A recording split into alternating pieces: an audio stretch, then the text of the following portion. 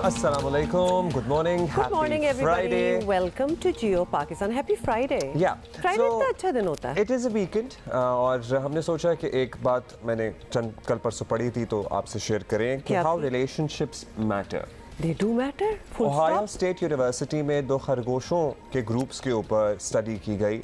खरगोशों के 2 ग्रुप्स को एक ही तरह की ग़ज़ा दी गई which was very high cholesterol diet. Okay. और उस पर रिसर्चर्स ने नोट किया कि एक ग्रुप जो है उसमें बहुत सारी बीमारियां डेवलप हो गई, उनके कोलेस्ट्रॉल लेवल्स बहुत ज़्यादा बढ़ गए और एक ने अपनी बॉडी को इस तरह अंदर से कंट्रोल किया या मैनेज किया कि उनके तमाम ब्लड लेवल्स सही रहे, नॉर्मल रेंज में रहे और उन्हें कोई बीमारी नहीं लगी. अब ये देखिए, अब ये अच्छा सवाल है क्यों. तो फिर टाइम एंड अगेन ये रिसर्च करने के बाद या ये तरीका अपनाने के बाद या फिर इस बारे में मज़ीद तहकीक करने के बाद ये पता लगा कि वो ग्रुप जिसके ब्लड लेवल्स या जिसके तमाम टेस्ट क्लियर आए या ठीक रहे, उनका जब केयर टेकर उनको खुराक देता था तो उनको गोद में लेता था, उनको कडल करता था, उनको पैट पैट करता था, उनका ख्याल रखता था. उसके बाद बाकायदा इस स्टडी में एक टर्म इंट्रोड्यूस कराई गई जिसको कहा जाता है द रैबिट इफेक्ट. और हम सबको पता ही है कि how relationship affect your physical health, your mental health. So ये एक और प्रूफ था इंसानों को ये बताने के लिए कि अगर आप जहर भी दे रहे हों, ले रहे हों और प्यार से और अब you are surrounded by love and you are nurtured, तो वो आपकी बॉडी उसको शहद में कन्वर्ट कर सकती है. और अगर आप हेट्रेड और नफरत और स्ट्रेस के बीच में शहद भी ले रहे हों तो वो आपके लिए जहर बन सकता है. सो बेसिकली अगर आप टेंशन लेंगे और इस किस्म की चीज़ें और एक दूसरे से अच्छा सलूक नहीं करेंगे तो आप की ज़िंदगी की क्वालिटी इतनी कोई ख़ास नहीं होगी. बेस बॉटम लाइन आप मेरा ख्याल है यही है. And when you are surrounded by your family and friends and you stay positive तो बहुत बहुत बीमारियाँ भी इंसान ओवरकम कर जाता है और बेहतर हो जाता है. मेरा ख्याल है ये वैसे ही हमें पता है but it's good to know कि इसके ऊपर एक्सपेरिमेंटेशन वगैरह भी इंसान वैसे भी आजकल बड़ा लोगों को कहने की आदत है you can do it alone और बी ऑन योर ओन. भाई do not be on your own. इंसान is not designed to be on his own. So हम एक दूसरे के साथ रहने के लिए बनाए गए हैं. हमारा फंक्शनैलिटी हमारी वैसी है. So it's okay to rely on people. ये बड़ी अच्छी आपने अब्दुल्ला बात कर दी है. मतलब इस बारे में सोचें, वीकेंड भी है. If you have not met your friends and family for a while, this is perhaps the time. तो आप ज़रूर मिलिएगा. लेकिन मुल्क में जो हो रहा है ना, वो काश कोई रैबिट एक्सपेरिमेंट होता. वैसे तो इंशाल्लाह कोई बेहतरीन रैबिट नहीं है. हम सारे रैबिट हाँ, चलो ओके ठीक है. लेकिन जी आपको बताएं, बाकी रैबिट्स की अब मैं कहानी सुना दूँ आपको. हुकूमत की जी आपको पता ही है कि बड़ी तवील कोशिशों के बाद आखिरकार पाकिस्तान को IMF प्रोग्राम जो है वो मिल गया है और 1 अरब 20 करोड़ डॉलर की पहली किस्त जो है वो स्टेट बैंक में जमा भी हो गई है. बहुत मुबारक हो आपको. और हुकूमत को यकीन है कि मईशत को कुछ सहारा मिलेगा इससे. वज़ीर आज़म कर्जा मिलने का जश्न तो नहीं मना रहे और ना मनाना चाहिए, अलबत्ता उनके लहजे में एतमाद ज़रूर आया है और शायद इसीलिए उन्होंने आइंदा माह कौमी असेंबली तहलील करने का ऐलान भी कर दिया है. मुल्क की भलाई, आपकी खैरखाई और खिदमत की ये मुक़द्दस अमानत अगस्त 2023 को हम निगरां हुकूमत के सपुर्द कर देंगे. महज 15 माह में हमने 4 साल की बर्बादियों का हत्तुल मकदूर मलबा साफ किया. हमने रियासत बचाने के लिए अपनी सियासत की कुर्बानी दी. वोट बैंक की फिक्र नहीं की मगर स्टेट बैंक में मुसलसल इजाफे की फिक्र की. IMF से प्रोग्राम में नाकामी शहबाज शरीफ की नाकामी समझी जाती. शायद यही वजह है कि अब वज़ीर आज़म सियासी तौर पर ख़ुद को बेहतर पोजीशन में महसूस कर रहे हैं. अब अगले माह निगरां हुकूमत बन जाएगी. मईशत बेहतरी की तरफ गामजन होने के दावे अपनी जगह, मगर अवाम देखिए ज़रा, अवाम का हाल कुछ बेहतर नहीं हुआ है. इनफैक्ट हुकूमत को सर्टनली ये देखना होगा कि अवाम एक के बाद दूसरे चुंगल में फंसते चले जा रहे हैं. चुंगल आप समझती हैं चुंगल क्या होता है? ऑफ कोर्स, बिल्कुल। It is a never ending trap जिसमें हमें या एक आम आदमी को निकलने का कोई रास्ता दिखाई नहीं दे रहा है। महंगाई का ग्राफ नीचे आने का नाम नहीं ले रहा है। आटा, चीनी, रोज़मर्रा इस्तेमाल की चीज़ों की कीमतें मुसलसल बढ़ रही हैं। ज़ख़ीरा अंदोज़ी भी इसकी बड़ी वजह है। हालांकि इस साल गंदम की रिकॉर्ड फसल थी लेकिन मार्केट से गायब हो गई। और 2 दिन पहले अभी आपको पता है ना, आटे का 20 किलो का थैला 200 रुपये महंगा हुआ है। नाजायज़ मुनाफाखोरों की बात करें, ज़ख़ीरा अंदोज़ों की बात करें तो उन्होंने अंधेर नगरी मचाई हुई है। अब पता नहीं, ये तो कहते हैं कि चौपट राज नहीं है लेकिन अंधेर नगरी ज़रूर फील होती है। हुकूमत के पास जितना वक्त है इस तरफ भी तवज्जो दे तो शायद महंगाई में कुछ कमी आए और आम आदमी को रिलीफ मिले। अच्छा, ये आपने बिल्कुल अच्छी बात की है क्योंकि वाकई मतलब so much for IMF and everything great, but अगर trickle down effect common consumer, common आदमी को नहीं होगा तो उसका फिर जश्न मनाना या खुशी मनाने से हमारा क्या लेना देना है। हमने क्या किया जी, we have put a question to our correspondents. मुल्क भर से हमारे जो कॉरेस्पॉन्डेंट्स हैं उनको हमने एक सवाल रखा और हमने कहा ये क्यों ना पब्लिक से पूछा जाए कि उनके क्या तासुरात हैं। और जो आप आटा, चीनी और ये महंगाई की आप बात कर रहे हैं, मुल्क भर से हमारे कॉरेस्पॉन्डेंट्स हमारे साथ ऑलरेडी मौजूद हैं। सबसे पहले वक्कास के पास चलेंगे, कराची में सवाल क्या है जी? सवाल हमने ये रखा है कि आटा, चीनी, सब्जी, गोश्त वगैरह रोज़मर्रा अशिया की कीमतें जो हैं वो नीचे नहीं आ रही बल्कि कीमतों में मुसलसल इजाफा हो रहा है। तो इनके शहर में जिन जिन से हम बात कर रहे हैं क्या सूरत हाल है, actual on the ground situation क्या है? पाकिस्तान भर की तरह कराची में भी जो अशिया खुर्दनोश हैं उसकी कीमतों में इजाफा हुआ है। हमने देखा है कि सैलाब के बाद जैसे चावलों की कीमतें बढ़ी थी वैसे ही इस बजट के बाद भी जो मुख्तलिफ खाने की अशिया हैं उनमें उनकी कीमतों में भी इजाफा हुआ है। ख़ासतौर पर चीनी के बारे में यहाँ पे कहा जा रहा है कि चीनी जो है उसमें 12 से 14 रुपये इजाफा हुआ है। अलबत्ता जो आटा है उसमें भी जो है आटे में भी पर किलो इजाफा हुआ है। और चावलों का रेट जो है वो पिछले सैलाब की वजह से वो अब तक जो है वो बढ़ा हुआ है। अशिया खुर्दनोश की कीमतों में इजाफे की वजह से जो मज़दूर तबका है या वो तबका है कि जिसकी जो मिनिमम वेज है वो सिर्फ 35 से 40 हज़ार रुपये है, उसके लिए जो है वो अब जो ख़रीदारी है आटा, चीनी, दालों की और आम खाने की वो अब उसकी पहुँच से दूर हो चुकी है। जी नहीं तो फिर अगर चीज़ें पहुंच से दूर ही होती चली जा रही हैं तो फिर सिचुएशन तो कोई ख़ास बेहतर ना हुई। ये भी एक बड़ा वैसे सवाल बनता है कि ये कब होगा। Not that we are going to wait for that. अच्छा, वैसे when was the last time कि हमें महंगाई ना महसूस हुई हो या फिर आवाम को ये शिकायत ना हुई हो? पता है इसका मतलब क्या है कि Not for a year and a half at least. तो मतलब आप बचपन से ये सुनती हुई नहीं बड़ी हुई कि बहुत ज़्यादा महंगाई है? हाँ, मतलब मैं तो अभी आजकल की बात कर रही थी, बट उससे तो नीचे क्या चीज़ आनी है, जो ऊपर चली गई वो तो ऊपर ही चली गई ना। बहुत ज़्यादा है। मतलब पहले होता था कि एक सर्टन तबके तक लोग मुतासिर होते थे, उसके ऊपर अगर आप मिडिल क्लास हैं या अपर मिडिल क्लास हैं तो आपके लिए ज़िंदगी में इतनी बड़ी तब्दीली नहीं आती थी अगर थोड़ी बहुत महंगाई।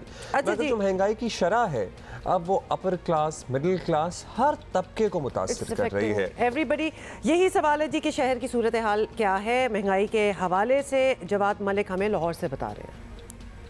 ये हम देख रहे हैं कि जो आटे और चीनी की कीमतें हैं उसमें मुसलसल इजाफे का रुझान जारी है। आज हम इस वक्त ग्रीन टाउन बाज़ार में मौजूद है। हमने यहाँ पे जो रेट मालूम किए हैं, आटे की कीमत है जो 20 किलो का थैला उस पर 200 रुपये किलो, 200 रुपये का इजाफा हुआ है। जो 2600 से कीमत थी वो बढ़कर आज 2800 रुपये का 20 किलो का थैला बिक रहा है। और जो 10 किलो का थैला है उसकी 1400 रुपये कीमत है। तो इस तरह चीनी की बात करते चलें, जो चीनी चंद रोज़ पहले 110 और 115 रुपये मिल रही थी, आज मरलावार बढ़ते बढ़ते आज उसकी जो कीमत है फ़ी किलो 135 रुपये इस वक्त बाज़ार में है। और आम छोटी दुकानों पे चले जाएं तो वहाँ 140 रुपये किलो भी आवाम को मिल रही है। तो ये एक ऐसी चीज़ें हैं जो एक आम आदमी का घर का किचन होता है, रोज़मर्रा इस्तेमाल की चीज़ है। तो ये तमाम चीज़ें इस वक्त बुलंद तरीन सतह पर मौजूद हैं। जो दावे किए गए थे इंतजामिया की तरफ से, गवर्नमेंट ऑफ पंजाब और दीगर इदारों की तरफ से कि आटे और चीनी की कीमत नहीं बढ़ेगी, हम उस पर देख रहे हैं कि मुसलसल इजाफा होता जा रहा है। आवाम इंतहाई सख्त परेशान है। ये कहना है खुदारा खाने पीने की चीज़ों, खासतौर पर आटा, घी, चीनी, दालों कीमतों को इस्तेकाम लाया जाए, कमी लाई जाए और आवाम को रिलीफ दिया जाए।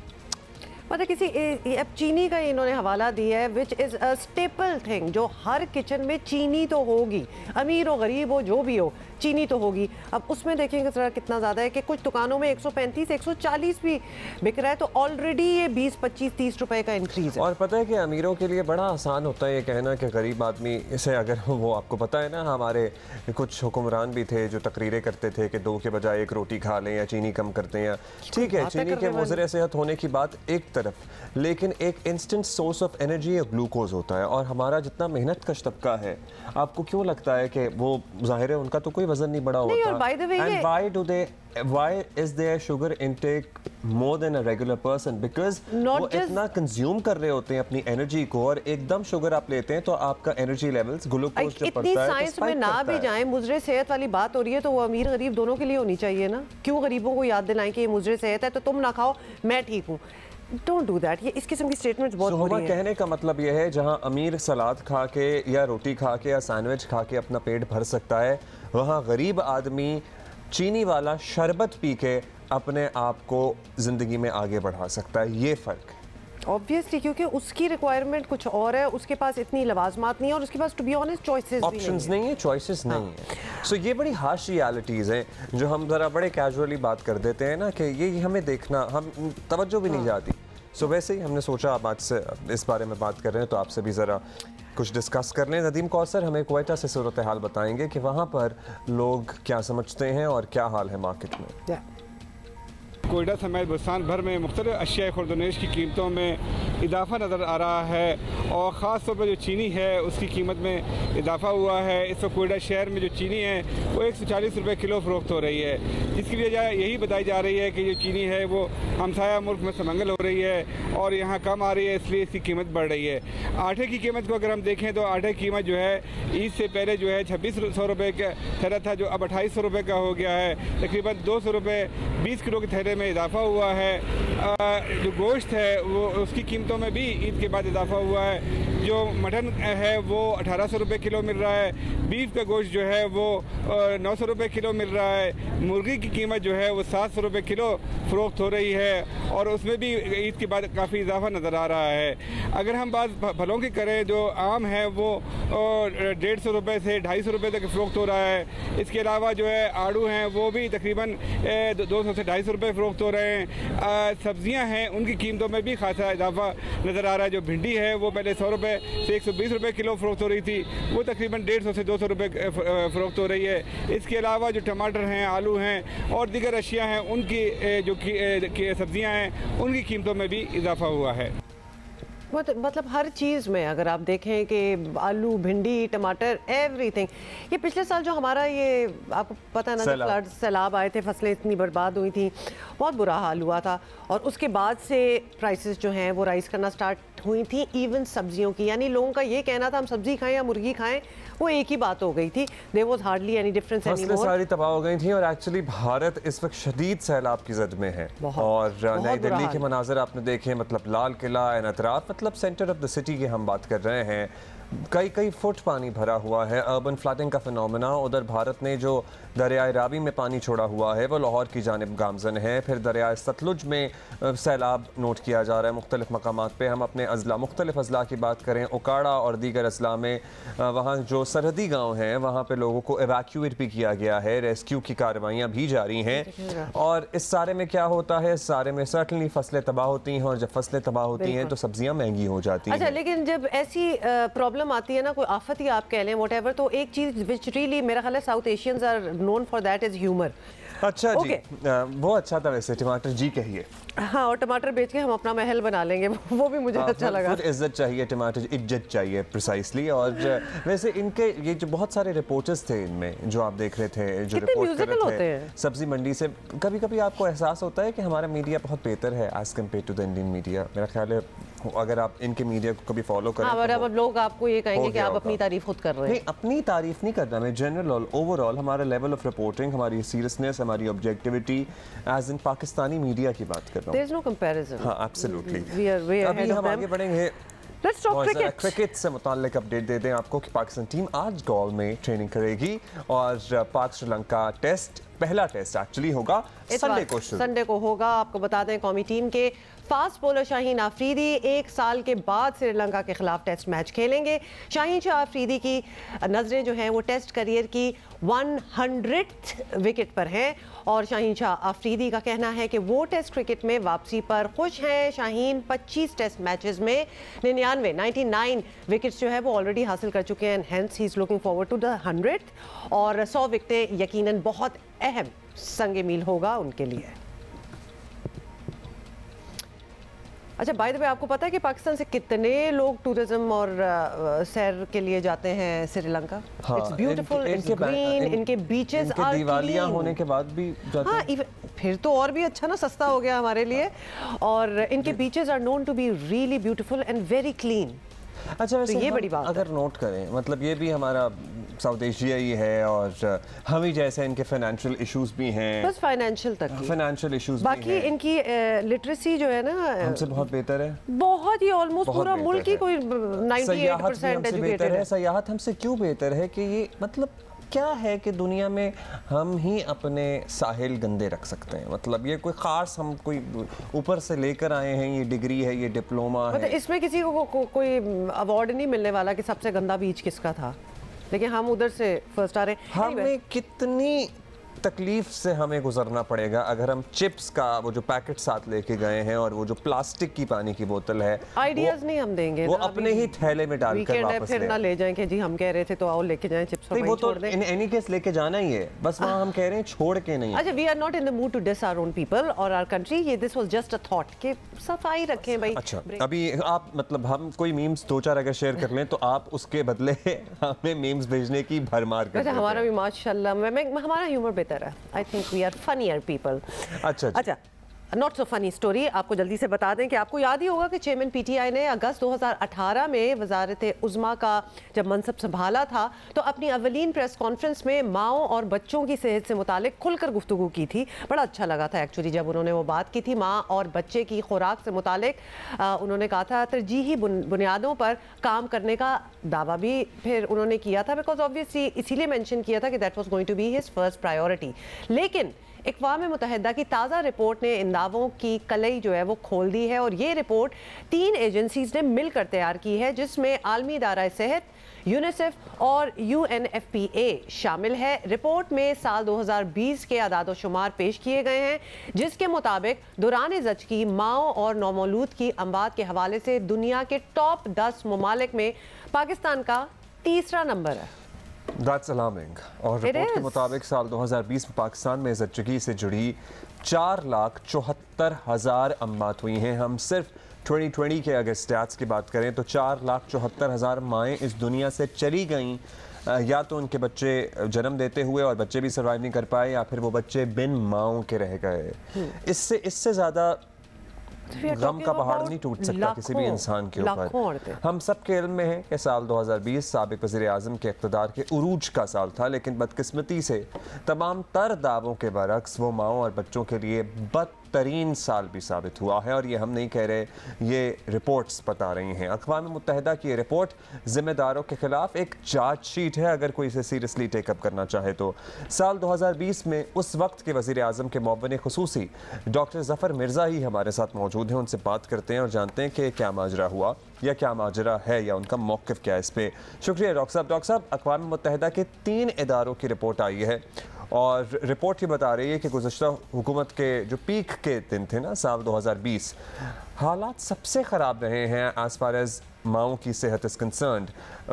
माएँ और नौज़ायदा बच्चों की अम्बात पाकिस्तान में दुनिया में टॉप 10 में रहा है। तो उस वक्त आप लोगों के इल्म में था ये मामला या फिर अब ये रिपोर्ट आई है तो कैन यू फिगर आउट कि हुआ क्या था? 2006 और 7 के दौरान पाकिस्तान में 276 डेथ्स हो रही थी माओं की 1 लाख पैदाइशों के दरमियान। यानी अगर 1 लाख औरतें बच्चों ज़चगी के मरहलों से गुजर रही थी तो उनमें से 276 की डेथ हो रही थी। 2019-20 में अब ये तादाद जो है 186 के करीब पहुंच चुकी है। ये बहुत बड़ा ड्रॉप है।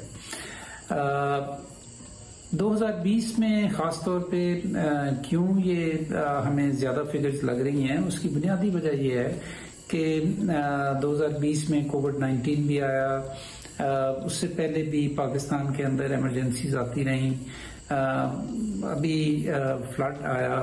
तो जब ये इमरजेंसीज आती हैं तो जो हमारी रूटीन की सर्विसेज होती हैं वो डिसरप्ट होती हैं, यानी वो उनके अंदर रुकावट आती है, जिसकी वजह से फिर वो सहूलियात जो हैं लोगों को जो आम रूटीन में पहुंचाई जाती हैं वो उस तरह नहीं पहुंचाई जा सकती। लेकिन हैविंग सेड दिस, एक जो अमूमी मसला है पाकिस्तान में, जिस तरह मैं पहले अर्ज कर रहा था, वो यही है कि हमने चूंकि सेहत के शोबे को ज़्यादा तरजीह नहीं दी और ख़ास तौर पे देही इलाकों में और गरीब लोगों के लिए जो सरकारी सतह पे और निजी शोबे में भी जो सहूलियात सेहत की दस्तियाब हैं, एक तो वो बहुत कम हैं और वो नामुनासिब भी हैं और उनकी क्वालिटी भी अंडर क्वेश्चन है। Okay, make sense doctor Zafar, आपने बता भी दिया कि रीजनिंग क्या थी उस वक्त के, ऑब्वियसली हमारे फिगर्स यहाँ तक पहुँचे। अब क्या हाल है, अब का ज़रा बताइएगा कि ये मसला ख़त्म, ऑब्वियसली इसको तो करना ही है, तो क्या करे हुकाम और ख़ास तौर पे आवाम क्या कर सकती है? किया क्या जाना चाहिए? यकीनन जिस तरह मैं पहले अर्ज कर रहा था कि ये ऐसे मसाइल नहीं हैं कि जिनका हल मौजूद नहीं है। हमें इन मसाइल का भी पता है और इनके सोल्यूशंस का भी पता है। ज़रूरत है एक्शन की। एक्शन जो है वो प्रॉपर रिसोर्सेज के बगैर नहीं हो सकता और प्रॉपर पॉलिटिकल कमिटमेंट के बगैर नहीं हो सकता। जब तक हम पाकिस्तान में सेहत के शोबे को सरकारी सतह पे वो तरजीह नहीं देंगे जो हम फॉर एग्जांपल मुआशी मसाइल को देते हैं या दूसरे दीगर कई मसाइल को देते हैं, उस वक्त तक ये सूरत हाल ठीक नहीं होगी। ज़रूरत इस बात की है कि हम नेशनल हेल्थ सर्विस में निजी शोबे में ख़ासतौर पे प्राइमरी हेल्थ केयर को भी शामिल करें। हम हेल्थ इंश्योरेंस का जो सिस्टम है उसमें प्राइमरी हेल्थ केयर को भी शामिल करें और हम ख़ास तौर पे जो हमारे लेडी हेल्थ वर्कर्स का प्रोग्राम है उसको स्ट्रॉन्ग करें। हम पॉपुलेशन प्लानिंग के हवाले से कॉन्ट्रासेप्टिव्स की दस्तियाबी करें, बेहतर ख़वातीन की खुराक का इंतज़ाम करें। 40% जो औरतें हैं ज़चगी के दौरान उनको आयरन डेफिशिएंसी का वो शिकार होती हैं। मतलब ये कि उनको अनीमिया होता है, उनके अंदर खून की कमी होती है, जिसकी वजह से ज़चगी के दौरान उनको खुद भी बड़ी मुसीबतों से गुजरना पड़ता है और उनके बच्चे भी कमज़ोर होते हैं। तो ये वो चीज़ें हैं कि जिनको जब तक हम पॉलिसीज़ की सतह के ऊपर तरजीही बुनियादों के ऊपर इनको एड्रेस नहीं करेंगे, उस वक्त तक सूरत हाल तब्दील नहीं होगी। थैंक यू बहुत शुक्रिया डॉक्टर ज़फ़र मिर्ज़ा, बड़ी आपने अच्छी बात की है। एक सिंपल सी है, अगर लोग ये बात समझ जाएं। आपको पता है कि कोई अगर आपको बीमारी हो, कोई आपकी सर्जरी लेट सपोज होने वाली हो, लेकिन सर्जरी से पहले आपको बुखार हो जाए या आप बीमार हैं, डॉक्टर आपको हाथ भी नहीं लगाता, आपकी सर्जरी भी नहीं होगी जब तक आप अपने ऑप्टिमल लेवल पे नहीं होंगे। तो same goes with pregnancies as well. अगर एक औरत जो है वो कमज़ोर है, अनीमिया है, बहुत सी और चीज़ें जो डॉक्टर साहब ने मैंशन की हैं, तो उसमें she should not get pregnant, क्योंकि वो ऑब्वियसली बच्चा, फिर आप सोच ही लें कि उस बच्चे पे क्या असर होगा, औरत पे भी क्या असर होगा और वो बच्चा जो पैदा होने वाला होगा अगर हो गया तो उस पे भी क्या होगा। ये बड़ी सिंपल मैथमेटिक्स है जिसको ये समझना चाहिए। हमारे कहने की बातें हैं, मतलब ये शायद आपको लगता होगा अरे ऐसा कहाँ होता है, ऐसा होता है। हमारे यहाँ औरतों की खुराक पे औरतें खुद में नहीं तवज्जो देती हैं और औरतों की खुराक पे जनरली घर वाले भी तवज्जो नहीं देते हैं। अगर एक ही घर में बच्चे बड़े हो रहे होंगे, बच्चियाँ बड़ी हो रही होंगी, तो वैसे ही ये नहीं कि कुछ जान के वो एक ऑटोमेटिक एक प्रोग्राम ऐसा डेवलप हो गया है कि बच्चियों ने कम ही खाना है, उन्हें कम ही न्यूट्रिशन मिल रहा है। हालांकि उलट होना चाहिए, चूंकि बच्चियों ने कल जाके माएँ बनना है, उनकी खुराकों पे तवज्जो देनी चाहिए। और एक बड़ी इंटरेस्टिंग चीज़ हमने आपको दिखानी है, कराची को गवादर से मिलाने वाली जो मकरान कोस्टल हाईवे है ना, वैसे इट इज़ ब्यूटीफुल। अगर आपका कभी जाने का इत्तेफाक हुआ हो, इस पर बलोचिस्तान के ज़िला लसपेला में हंगलाज माता के मंदिर की बड़ी ही तारीखी हैसियत है और ये मंदिर हिंदू मज़हब के मुक़द्दस तरीन मकामात में से एक माना जाता है। इस पर एक डॉक्यूमेंट्री बनाई गई है और इस पे डॉक्यूमेंट्री बनाने वाले हैं फ़ज़ल रहमान करीम। इन्होंने इंतहाई खूबसूरत और मालूमाती इस पे एक जिसे कहते हैं ना एक कंप्लीट पैकेज बना दिया है, जिसको कुछ शेयर करते हैं आपसे, उसके बाद बात करेंगे। I am intrigued. इसी डॉक्यूमेंट्री के प्रोड्यूसर फ़ज़ल रहमान करीम हमारे साथ मौजूद हैं। फ़ज़ल शुक्रिया, वक्त कम है, मुकाबला सख्त है। फ़ज़ल बताइएगा सबसे पहले कैसे आपको मालूम हुआ इस जगह का? हमने पहली दफ़ा देखी है, सुना है। डॉक्यूमेंट करना ये कैसे ख्याल आया आपको? जी हाँ, ये बात पिछले साल की है जब मैं अपने दोस्तों के साथ गया था कुल मलीर साइड पर। तो वहाँ किसी दोस्त ने कहा कि यहाँ एक फेस्टिवल चल रहा है हिंदुओं का। तो जब हम लोग गए वो लास्ट डे था, लेकिन उस फेस्टिवल को देख के मैं शौक में रह गया कि इतना बड़ा और मतलब मेरा ये अंदाज़ा नहीं था कि इतने लोग यहाँ आए होंगे। उस टाइम अफसोस भी हुआ कि हम इसे कवर नहीं कर पाए, इसके ऊपर काम नहीं कर पाए, लेकिन ये फैसला हो चुका था कि नेक्स्ट ईयर जब फेस्टिवल होगा तो हम इसे कवर करेंगे, इसको एक डॉक्यूमेंट्री बनाएंगे ताकि दुनिया को ये दिखाया जाए कि बलूचिस्तान सिर्फ एक खूबसूरत जगह नहीं है, इसके अलावा यहाँ पर हिंदू माइनॉरिटीज़ किस कदर आज़ादी से अपने इस फेस्टिवल को मनाते हैं। असल मकसद ये था दिखाना। तो ये एक छोटी सी कोशिश थी हमारी तरफ। Excellent work done. आप फ़ज़ल ये बता दीजिएगा, और भी ऐसे मकामात हैं जो मुख्तलिफ मज़ाहिब के लिए बड़े अहम हैं, वहाँ पे भी कुछ काम करने का इरादा है आपका?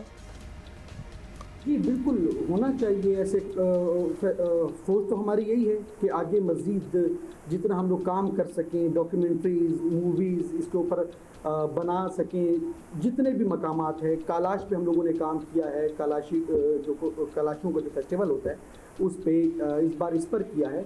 तो हम लोग देख रहे हैं ऐसी जो भी चीज़ जो दुनिया में पाकिस्तान के असल फेस को दिखाए, तो हमारी कोशिश ये रही। बहुत हम शुक्रिया। तो शुक्रिया करेंगे आपका कि आपने हमें भी ये दिखाया। This is so fascinating. अच्छा, हम मुल्क की सनत मौशी हालत पे तो बात करते ही हैं, बहुत सी इंडस्ट्रीज़ का तस्करा होता है। एक इंडस्ट्री इसमें से ऐसी है जिसमें बहुत पोटेंशियल है, उसको कुछ टैप करने की गुज़श्ता चंद सालों से कोशिश की जा रही है, लेकिन एट द सेम टाइम अभी गुंजाइश इतनी ज़्यादा है कि हम दुनिया में अपना नाम बना सकते हैं, और हमारे साथ खित्ते में ऐसी मिसालें मौजूद हैं। और हम बात कर रहे हैं फैशन इंडस्ट्री की। बिल्कुल, जिस पे हमने ज़रा एक्सटेंसिवली आज सोचा कि इस पे भी बात होनी चाहिए, और हमारे बड़े इस्टीम्ड गेस्ट हैं जो हमारे साथ ही बैठे हुए हैं, उनको इंट्रोड्यूस करा लेते हैं क्योंकि हमारे साथ हैं हसन शहरियार यासीन, मोर मैं कहती हूँ नोन एज HSY। इतना लंबा नाम उन्होंने छोटा सा कर दिया है। तो आपसे हम बात करेंगे, लेकिन उससे पहले एक और टॉपिक जिस पे हम बात कर रहे थे जो हम सारों को इफेक्ट करता है, और वो है महंगाई। So we told you we are going to take you to different cities of Pakistan, और हमारे कॉरेस्पॉन्डेंट्स जो हैं हमें बता रहे हैं कि क्या असर पड़ रहा है, खासतौर पे शहरी क्या सोच रहे हैं और शहर की सूरत हाल। और पता है क्या, बड़ी ईद होती है ना, उसके बाद यूजुअली ये होता है कि गोश्त की कीमतें बहुत कम हो जाती हैं और आपके पास गोश्त की बहुतात होती है, लेकिन इस मरतबा वो भी एज सच कोई ड्रास्टिक ड्रॉप नहीं हमने देखा। सो गोश्त हो, दालें हो, सब्जियां हो, सभी कुछ महंगा हो रहा है। और अल्लाह खैर करे, अगर सैलाब हमारे ज़राई इलाकों को हिट किया मज़ीद, वैसे तो आ रहा है मुख्तलिफ अज़ला में, तो फिर आपको पता ही है कि फिर सब्जियों की कीमतें आसमान से बातें करती हैं। पिछले साल हम ये होते हुए देख भी चुके हैं। सो लिहाजा हमारे कॉरेस्पॉन्डेंट्स, हमने आपको बताया था, they are all over the country, और हमें बता रहे हैं कि क्या सूरत हाल है ऑन द ग्राउंड रियलिटी। हमने लाहौर, कराची और क्वेटा की सूरत हाल मालूम की थी। अभी हम जा रहे हैं पेशावर, वहाँ से अबू बकर सिद्दीकी हमें बताएंगे। अबू बकर सिद्दीक।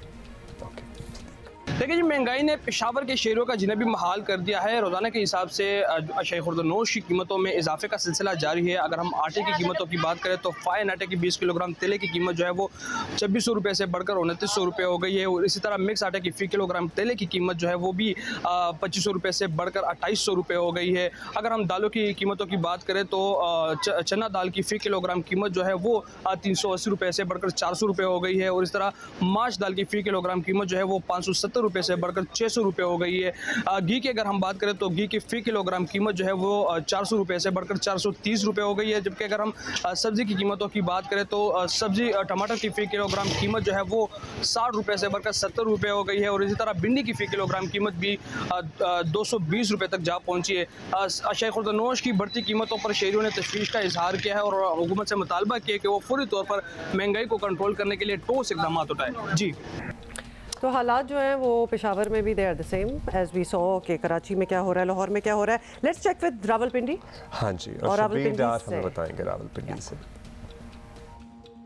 जी बिल्कुल, हुकूमती आदाद व शुमार में महंगाई की शरह में कमी तो दिखाई जा रही है, लेकिन ऑन ग्राउंड महंगाई कम होने के बजाय मुसलसल बेकाबू होती जा रही है। रावलपिंडी में अशियाई ज़रूरिया की कीमतों की अगर बात की जाए तो इस वक्त चीनी जो है 142 रुपये से 150 रुपये में ओपन मार्केट में फ़रोख्त हो रही है। इसी तरह जो आटा है जिसमें अब से 2-3 हफ्ते कबल किसी हद तक कमी वाक़ हुई थी, लेकिन अब 15 किलो आटे का थैला ओपन मार्केट में 2300 रुपये में फ़रोख्त हो रहा है। जो डिब्बे का दूध है, मुख्तलिफ ब्रांड्स का जो डिब्बे का दूध है उसमें भी 20 से 30 रुपये का इजाफा हो गया है। फ़ी किलो डिब्बे का दूध इस वक्त 270 से 280 रुपये में फ़रोख्त हो रहा है। चिकन की बात करें तो चिकन ओपन मार्केट में इस वक्त 430 से 450 रुपये तक फ़ी किलो फ़रोख्त हो रहा है। इसी तरह अगर सब्जियों की बात की जाए, प्याज 70 रुपये, आलू 90 रुपये, इसी तरह जो टमाटर है वो 100 रुपये में फ़ी किलो फ़रोख्त है। शहरियों का कहना है कि महंगाई की शरह में मुसलसल इजाफे की वजह से 2 वक्त की रोटी खाना अब तकरीबन नामुमकिन हो गया है। शहरियों ने हुकूमत से मुतालबा किया है कम से कम जो अशियाई ज़रूरिया की चीज़ें हैं, रोज़मर्रा की जो चीज़ें हैं उनकी कीमतों को कंट्रोल किया जाए ताकि आम आदमी जो है वो 2 वक्त की रोटी आसानी से खा सके। जी now moving on to Multan और वहाँ हमारे साथ मौजूद हैं जौदत नदीम। जी, मुल्क भर की तरह मुल्तान में भी दिन ब दिन जो महंगाई है वो बढ़ती जा रही है। ऐसा लग रहा है कि जो इंतज़ामिया है वो ईद की छुट्टियां उसकी अभी तक ख़त्म नहीं हुई हैं। अगर देखा जाए तो मुल्तान में आपको बताता चलूँ, मैं जो सब्ज़ियां हैं जिनमें मौसमी सब्ज़ियां हैं, भिंडी, तोरी, करेले, जो इस तरह की सब्ज़ियां हैं वो तकरीबन 150 से 200 रुपये किलो के हिसाब से फ़रोख्त की जा रही हैं। इसी तरह से अगर चीनी की बात की जाए तो चीनी जो है हालिया दिनों में ही तकरीबन 130 से 140 रुपये किलो के हिसाब से फ़रोख्त हो रही है। अगर आटे की बात की जाए तो चक्की पे मिलने वाला आटा जो है वो 170 से 180 रुपये किलो में फ़रोख्त हो रहा है। अगर गोश्त को देखें तो गोश्त में जो चिकन का रेट है वो तकरीबन 600 रुपये से 640 रुपये किलो तक मुख्तलिफ बाज़ारों में बेचा जा रहा है। बड़े गोश्त की और छोटे गोश्त की दुकानें जो हैं फ़िलहाल अभी तक बंद हैं और जो खुली हुई हैं उन पर तकरीबन 800 रुपये किलो के हिसाब से गोश्त जो है वो मिल रहा है। तो शहरियों का ये कहना है कि जो हालिया जो महंगाई की एकदम से लहर उठी है उसको कम किया जाए। यही मसाइल हैं अक्रॉस द सारा एक जैसा है हर जगह। तो ये हमने ऑलमोस्ट मतलब ऑल अक्रॉस आपको बता दी है।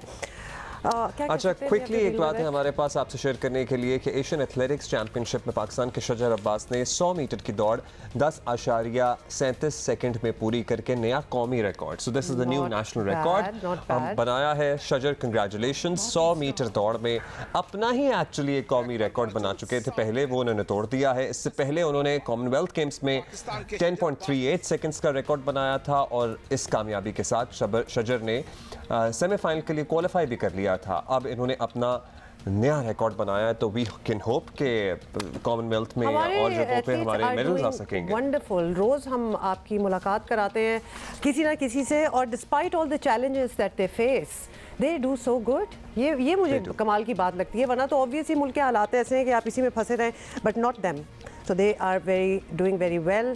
कांग्रेचुलेशंस। अच्छा जी, अभी हम बात करेंगे एक इंडस्ट्री की जिस पे पहले बहुत बात होती थी, फिर मुझे लगता है कि अब ज़रा कम बात होती है। पाकिस्तान की फ़ैशन इंडस्ट्री बिलाशुबा आलमी सतह पे अपनी पहचान रखती है। इसमें इतनी सलाहियत है कि वो बरामदात के ज़रिए अरबों डॉलर्स के ज़रा मुबादला भी कमा सकती है। चाहे मशहूर शख्सियात हो, शाही ख़ानदान हो या हॉलीवुड स्टार्स हों, बॉलीवुड इवन स्टार्स हों, हमारे फैशन डिज़ाइनर्स के तैयार करदा कपड़े सब पहनते हैं, पहनना पसंद करते हैं, पहन चुके हैं। एब्सोल्युटली, और कभी कभार उनको कॉपी भी करते हैं। Let us tell you that. अच्छा, इससे ये होता है कि ये हमें यकीन हो जाता है कि हमारी फैशन इंडस्ट्री जो है उसमें आगे बढ़ने की भरपूर सलाहियत है। लेकिन जब बात आती है बैनुल-अक़वामी सतह पर इन क्रिएशंस को एक्सपोर्ट करके ज़र मुबादला कमाने की, तो फिर थोड़ा सा मामला जो है हमें लगता है कि it needs to grow a little further. इसको कैसे बेहतर किया जा सकता है, हम इसको एक बड़ी एक्सपोर्ट के तौर पर कैसे आगे ला सकते हैं, और जो वो एक्सपोर्ट जो कि ऑन रिकॉर्ड भी हो, जो कि ऑफ रिकॉर्ड काम होते हैं वो तो बहुत सारे होते हैं। HSY हमारे साथ मौजूद हैं।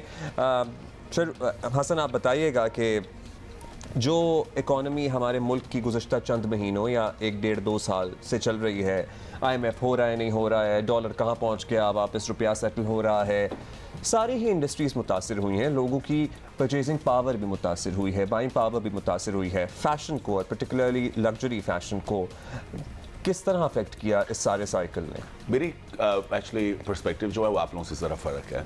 मैं जानता हूँ कि इस वक्त बहुत ज़्यादा बात है महंगाई की, इंस्टेबिलिटी की, दिस दैट द अदर। मैं समझता हूँ कि ये दिस इज़ अ कॉन्वर्सेशन हम इतनी ज़्यादा कर रहे हैं कि हम लोगों के दिलों के अंदर एक डर पैदा कर रहे हैं।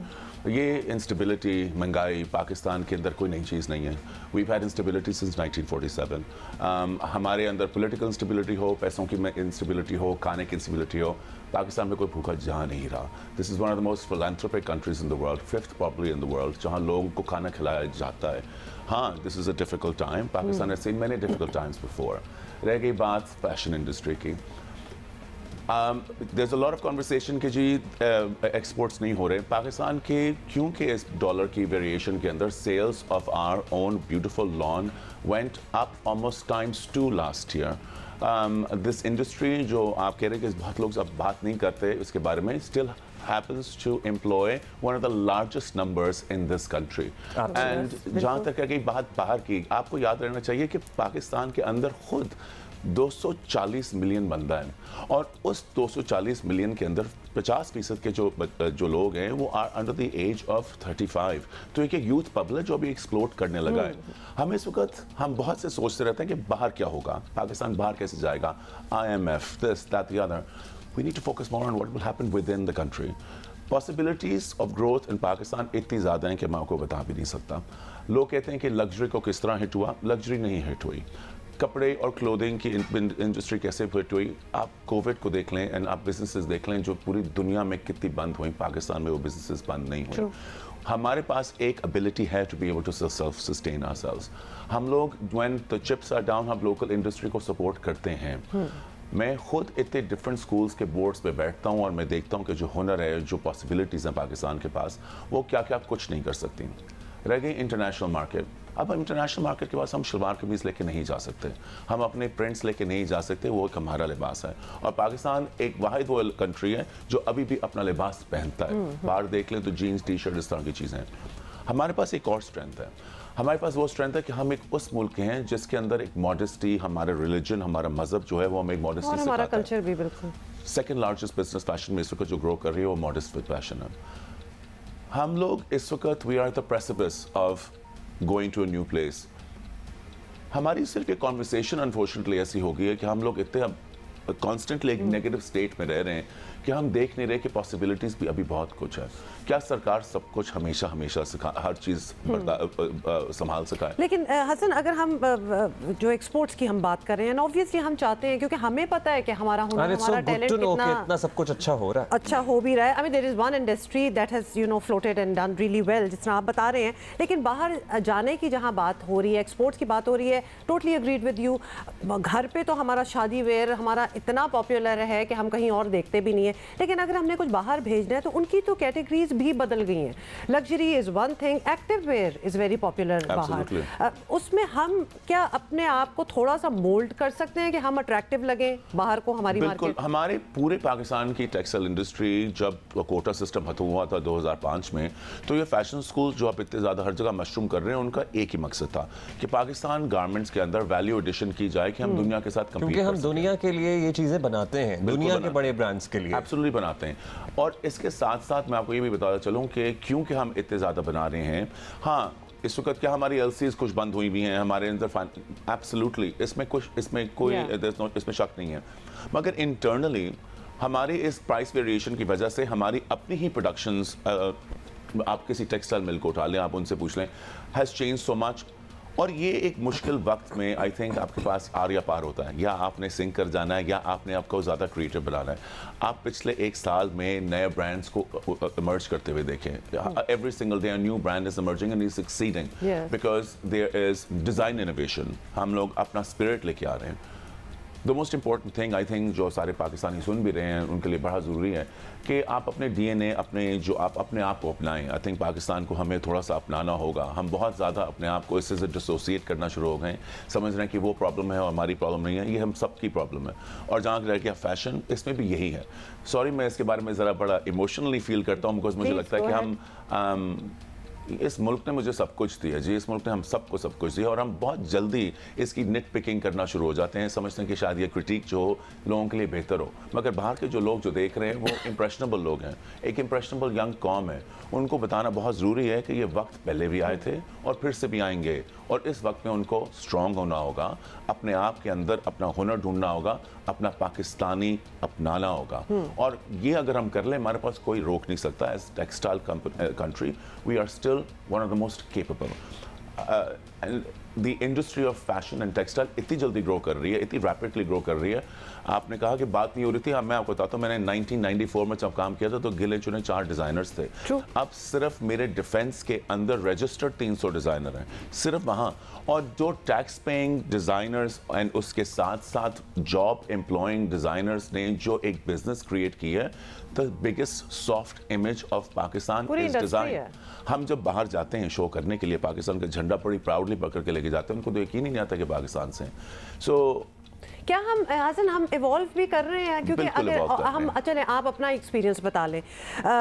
ओवर द ईयर्स 20 साल लेट्स टेक, हमारी जो यूथ है, जो हमारे यंग लोग हैं, और that's the majority of our population, वो क्या अभी भी वही चीज़ें पहन रहे हैं जो हमेशा से पहने जा रही थी, विच इज़ हमारा ट्रेडिशनल शलवार कमीज दुपट्टा, या फिर हमारा because there is so much influence from the west. अभी टिकटॉकर्स भी हैं, they want to dress up the way other people dress up, modestly, but evolve तो करना है। Are we catching up to that as designers? मैं उसमें भी ज़रा सी मेरी सोच ज़रा फ़र्क है। मुझे लगता है कि हम क्यों इवॉल्व करें?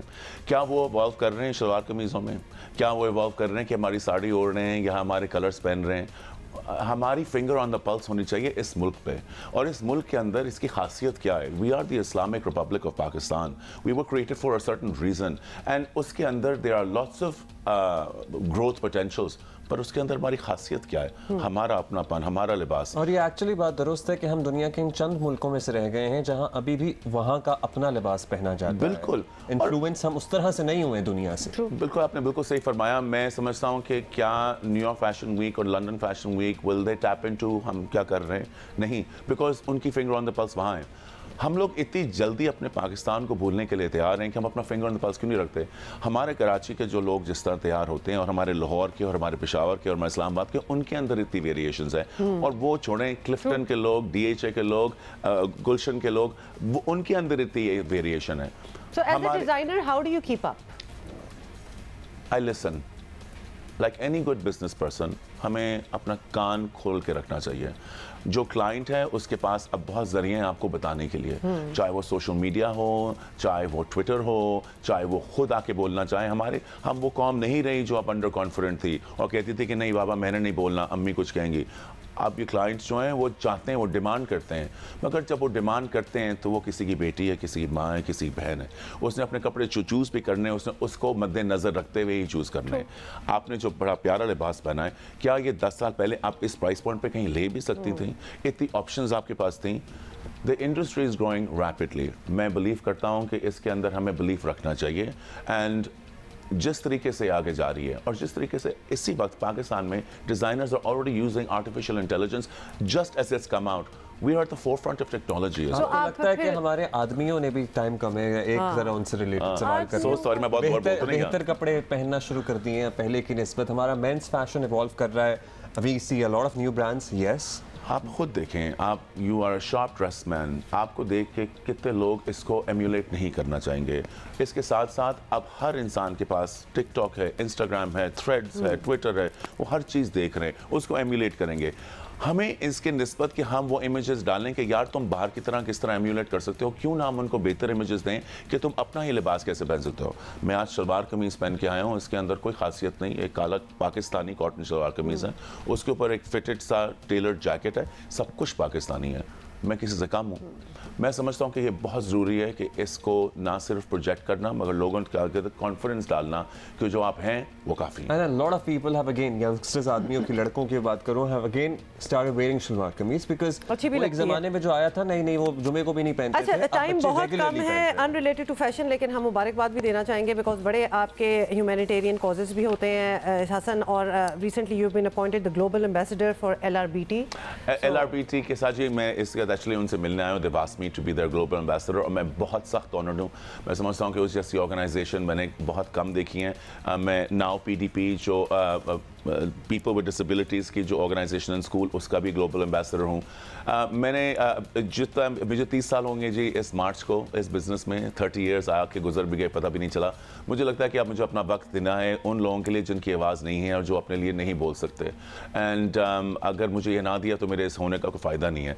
किसी ने मुझे पूछा कि मेरी लेगेसी क्या होगी 30 साल की, मैं समझता हूँ कि मेरी लेगेसी एज ए डिज़ाइनर नहीं, एज ए ह्यूमैनिटेरियन होनी चाहिए, तो मेरी ये कोशिश है। ज़बरदस्त, बहुत अच्छी बात। कामयाब बिजनेसमैन होते हैं या अपनी इंडस्ट्री में कामयाब लोग होते हैं, thank you Hasan for being with us, उनसे आप पूछें तो वो अक्सर आपसे बात कहते हैं। स्पीकिंग टू समबडी, उन्होंने कहा जी अच्छा जी 5,000 रुपये लेके आए थे, लखपति बन गए, करोड़पति बन गए, अरबपति भी बन गए। उसके बाद ज़िंदगी में सोचा कि क्या करना है, फिर हमारी नज़र गई SIUT की तरफ, LRBT की तरफ, फिर हमारी इंडस अस्पताल, और फिर हमें लगा कि हमारा एक सर्टन अमाउंट से ज़्यादा कमा के हमारा लाइफस्टाइल चेंज नहीं होगा, चाहे हम उससे 10 गुना कमा लें या उससे 10 गुना कम कमा लें। सो हमारा ज़िंदगी का मकसद हमें तब पता लगता है जब हम वो सब कुछ अचीव कर चुके होते हैं और फिर हम कहते हैं कि बस यही असल मकसद है, वो तो कुछ भी नहीं था जो पीछे रह गया। ज़बरदस्त, अगर इंसान ये रियलाइज़ कर ले तो क्या बात है। Once again thank you so much Hasan for being with us. बहुत सी और बातें रह गई लेकिन फिर कभी करेंगे, इनफैक्ट मंडे को करेंगे। Have a good weekend, enjoy yourself, rest and be recharged for the next week. See you soon.